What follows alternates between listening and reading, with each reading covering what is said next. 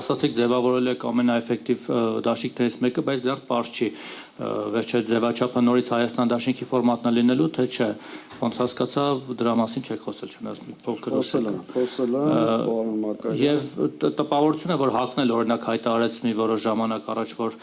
մասնակցել են ընտրություններին, բայց էլի հստակություն չկա։ Ինչ որ խմորումներ են, ինչ որ չի ստացվում ընդհանուր կոնսենսուսի գալ քաղաքական դաշտի դերակատարներ, թե ոչ, եւ դուք մասամբ պատասխանեցիք, որ դաշնակցությունը անցողիկ շեմը կհաղթահարի, այսպես խոսակցություն կա, որ դե դաշնակցությունը իր 4-5%-ը ունի անցնելու։ Հիմա դուք դաշինքով եք մտածում, թե անհատապես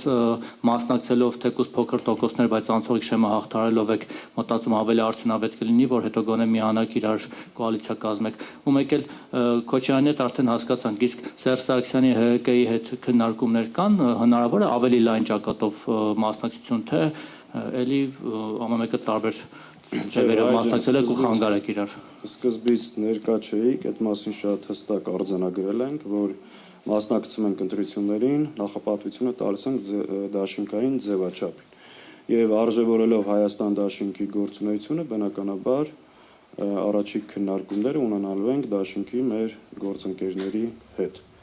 Ինչի, այսինքն ինչ եք կարծում, դաշինքը ձևավորվում է երկու կողմերի քննարկումների եւ համատեղ հայտարարության արդյունքում։ Այսինքն մենք ժողով ենք արել, որոշել ենք մասնակցել դաշինքային ձևաչափով եւ ստացել ենք ժողովից լիազորություններ, բանակցություններ վարելու ձևաչափը վերջնական որոշելու համար։ Հիմա այդ քննարկումների արդյունքում ես չեմ կարծում, որ դժվարություններ կամ մեծ անակնկալներ կլինի։ Մենք տեսնում ենք այդ հնարավորությունը, որ դաշինքի այսօրվա դաշինքի հիման վրա կձևավորենք նոր, ավելի ազդեցիկ, ավելի հավակնոտ դաշինք։ Ենթադրել եք, որ երբ խոսել եք Ռոբերտ Քոչարյանի հետ, որ նախնական գնացել, միակողմանի չլինի։ Նախնական բնականաբար երկուստեք ցանկություն կա, բայց մենք որևէ բանակցություն մինչև հիմա այս ուղղությամբ չենք վարել, որովհետև գոյություն ունի ընթացակարգեր։ Այսինքն կուսակցությունը պետք է ունենար այդ որոշումը, որպեսզի կարողանանք այդ ուղղությամբ բանակցություններ վարել։ Ես հստակ եմ ասում, մենք առաջինը կխոսենք մեր գործընկերների հետ, կունենանք որոշակի համաձայնություններ, դրանից հետո ընդլայնման եւ մյուս հնարավորությունները կքննարկենք։ Արդից օգտվելով այդ մասին եւս ասեմ, մենք գիտեք, քաղաքական դաշտի միավորների հետ արդեն 1 ամիս է մի շարք կարևորագույն հարցերի շուրջ դաշնակցությունը իրականացնում է խորհրդակցություններ եւ քննարկումներ։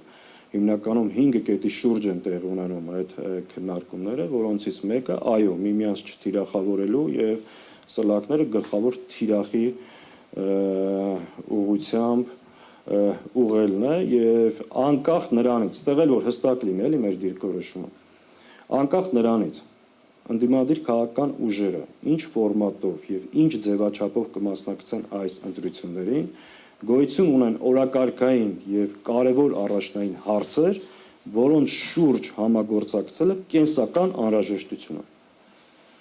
Միմյանց եկեղեցու պաշտպանություն, միմյանց չթիրախավորել, քաղբանտարկյալների հարց, ընտրությունների վերահսկողություն։